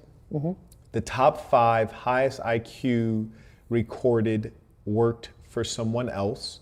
Absolutely. Does our mating strategy make it harder to have leading out of the box minds? Or maybe I think I got it. I try to always go back to biology because I think it helps my theoretical framework, and it helps me make sense of life. So I think it's important to go back to like this biological responses, right? So let's think about that from an evolutionary perspective. Right? So what are we attracted to? Why we're doing these things? And sometimes I think when you go back to these biological theories, the responses become much more binary. I think in the field of psychology, like almost everything is non-binary, and that makes perfect sense because this is how the theoretical frameworks are built. But when you go back to biology, things become much more binary in terms of like why you're making this decision. Okay, think about that, through metacognition, think about like why exactly you're doing this. And then you think about like human physiology and physical responses, what you're attracted to, who you're trying to impress, etc., etc. Things make perfect sense. Yes. If you go back to the biology, you're like, oh, okay. Yeah. You know, it's just like I always say, like after I had my son, it's just like, you know, everything is like in this gray area before, but once you have a kid, they become your compass. It's everything is very easy to explain. It's black and white. It's very simple. It's 1 and 0, right? Should you do this? Yeah. Why? Now, if you didn't have that, in my case, if I didn't have my kid, it would be like, oh, I don't know, maybe you come up with like explanations for that phenomenon. When you have a kid, they become your compass. Your family could be, your compass could be something else. You're like, oh, okay, it's a yes. I'm not going to do this because how would my kids think about this if I take this action, if I make this decision? And then the answer comes to your mind like very, very quickly. So going back to biology and trying to think about that, like how would that make sense 5,000 years ago? What kind of person would I choose to be my partner 5,000 years ago? Oh, now I see why I am with this person. It's like, oh, but maybe it doesn't make sense nowadays because of technology, because of dating apps, whatever that is. It doesn't make sense now. But there's some subcortical brain regions that don't care about any of that. They're just going to react because they're trying to protect you too. And it makes perfect sense to these brain regions to respond this way in this situation. Yeah, I think often not only do we make matters more complex, but we also, again, going back to we think more of ourselves than maybe we should, in as much as, you know, we're just animals wearing clothes. So you look at the woman and your genetics are attracted to her genetics, and you're going to act on that. You know, especially in the online men's space. There's recently a guy did something that a lot of folks consider irresponsible. Got 2 women pregnant and then blocked both of them. Ruthless. But they're like, you know, well, this guy's so smart. How did he do this? Why did he do this? It's like, he's also a man. You know, he's smart, but he's a smart man, and he's still a man. And these are the ways that we're going to be. And again, it makes, I'm explaining like the theory behind it. It doesn't mean that people should do it. Like the reason the reason we live in this modern world, and it's so good because we don't have to deal with the problems that people had 5,000 years ago. And there are much worse problems that we currently have, in my opinion. But we also have a very well-developed prefrontal cortex that protects us, that understands that yes, this is how you're feeling, this is what your body wants, but you also have an inhibitory control system that protects you. Like, okay, this would make sense 5,000 years ago, but if I do that now, these are the consequences, and so I just have to think carefully if that's how I'm going to react, right? So there are emotions that you have to listen to, and you want to protect yourself at all times, develop a strong self-control system that will allow you to, you know, benefit from all of your actions, but also respecting that there is a biological response that sometimes is just reacting to everything around you. 100%, especially in Miami. Especially in Miami, right? This is a special place. Shout out to Juan. He writes, "Peace of Saints, tuition for the great game, as always. Is a fear able to be cured by facing it?"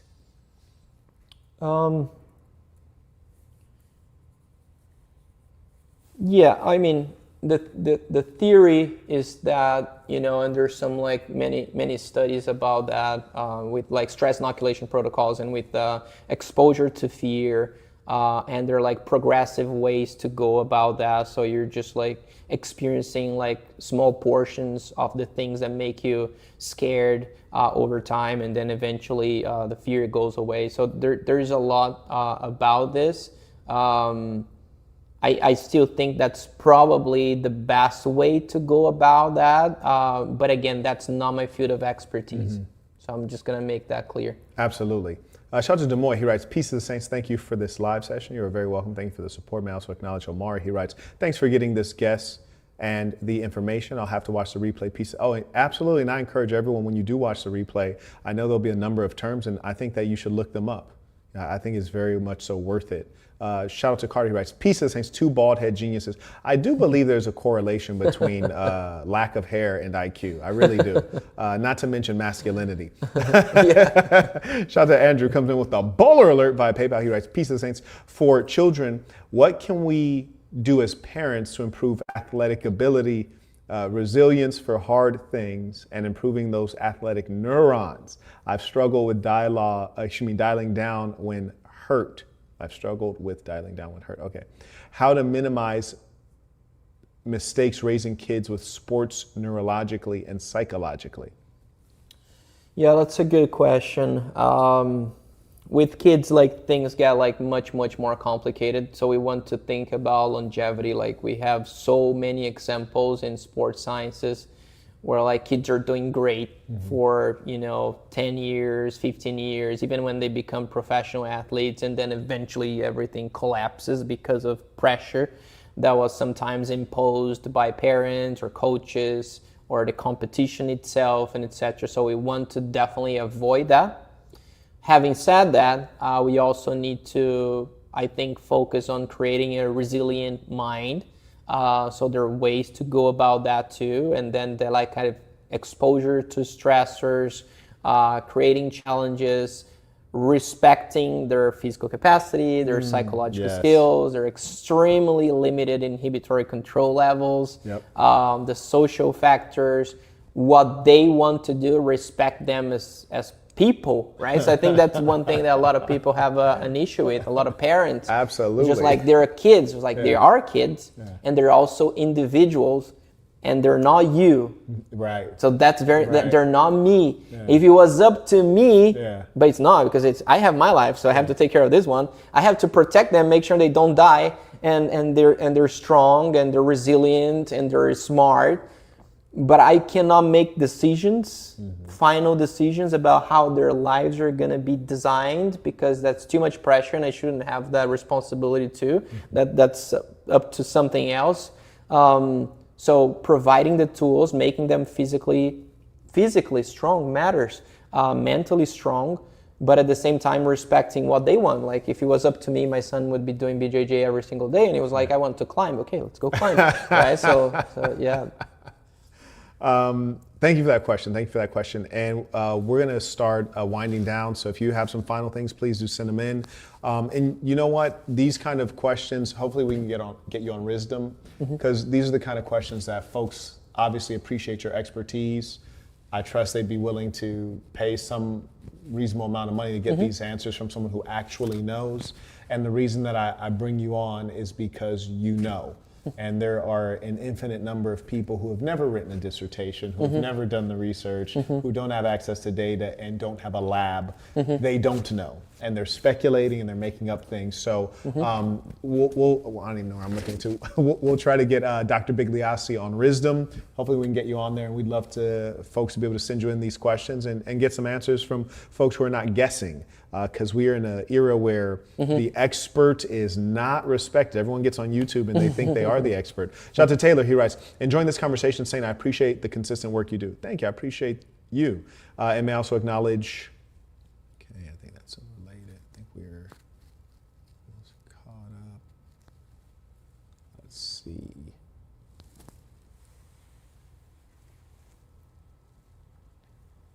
From a neuroscientific standpoint, could you speak about the Universe 25 experiment and how it relates to humans? Not familiar with that. Me either. You got both of us. You're good. You got both of us. But might be something for the audience to check out as well. And maybe something you can ask them on RISDOM, because give us a little bit of time to check in on that one, because I'm unfamiliar. I think we're caught up. Fantastic, as far as I can see. If I missed your question, do forgive me. We have your LinkedIn in the description of the video. So I trust folks can reach out to you there, and hopefully we'll get him on RISDOM, and he can. You guys will have some access, because I don't think it would be. I just want to warn everyone. I don't think it would be right to send him a bunch of questions on LinkedIn and expect him to take out his highly valuable time to answer you. I just want you guys to know he is a professional and an expert, and expertise is valuable and should be treated as such. So I encourage you to engage his time with great respect, because he's earned everything that he is. He is a doctor, which is a meaningful title. I know you guys are used to like YouTube geniuses, but academia, you went through a rigorous preparation. Neuroscience is a very serious discipline. So I appreciate you sharing your expertise. And the lady came in to close us out. She writes, generational trauma. That's a good question. Is that a real thing where trauma can be passed down to your offspring? A mother exposed to substantial stress can impact their offspring's response to stress. Yeah, I think there are two potential mechanisms. One I'm not familiar with, I'm going to make that clear, which is some kind of genetic expression that's possible. The other one is environmental, so it's your behavior that's just transferring, and your kids could be definitely absorbing some of that through all kinds of expression that you can possibly think of. So macro expressions, your facial expressions, the way you talk, your gestures, your words, so the content of your speech and all of that. So you can definitely transfer. Reaction to stress is very important too. So it's just like you don't experience a lot of stress. So it's very unlikely that your kids would be overreacting to every single small stressor they experience. So there is a correlation, it's not a causality. So there could be like a completely different association between the variables. They're generally correlated, meaning that if this happens here, this is more likely to happen there. So there is a potential social and behavioral influence, that's for sure. Absolutely. Dr. Bigliassi, Thank you so much. I appreciate Absolutely. it. And hopefully we'll get you back and, maybe I trust you guys got things in the lab, you got new studies, new information, so we'll have to have you come back maybe a year or so out and teach us the latest. All right, appreciate you. Thank you, guys. Until next time.